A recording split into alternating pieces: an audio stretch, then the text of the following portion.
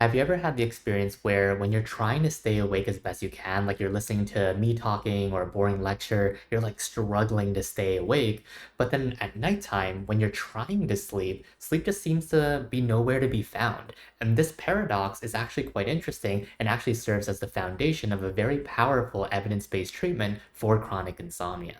Hi, my name is Dr. Parky. I'm a behavioral sleep medicine specialist trained at Stanford's Sleep Health and Insomnia program, and I also wrote a fun little book called The Insomnia Paradox. So hopefully I know at least a little bit about treating insomnia to be able to support you in getting a better night's rest. So the reason why it seems like the people who really want a good night's sleep are the ones that seem furthest away from sleep is because of the idea of something called performance anxiety. It's the people who are like, I really need sleep to happen, and I'm putting all this effort into it and all this pressure onto myself to do it, that sleep becomes really, really far away because sleep inherently is an automatic, effortless process. So when we put effort into what is otherwise an effortless process, things start to get a little bit weird. It's like trying to fall in love. You can't really force your way into love. So based off this principle of an effortless pathway to sleep, scientists developed a specific strategy known as paradoxical intention, where we go to bed, close our eyes, with the intention of staying awake as long as possible.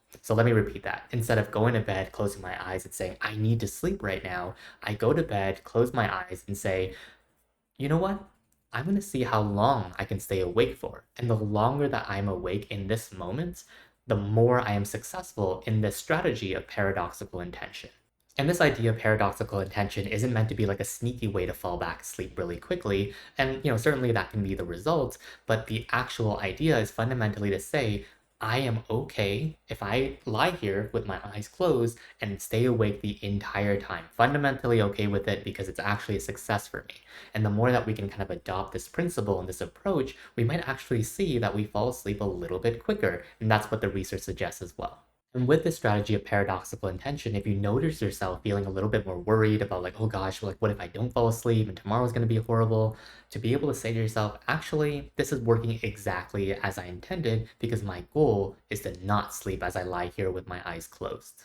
And if you're worried about this experiment and you're like, oh my gosh, what if I actually don't fall asleep the entire night? Then what I encourage you to do is to pick a low stakes day. So instead of picking like the day where you feel like everything's at risk if I don't get a good night's sleep, maybe you can pick a lazy Sunday or Saturday and just say, okay, tonight is the night I am going to lie there and just see what would happen if I lied there with my eyes closed and let things kind of be as they are.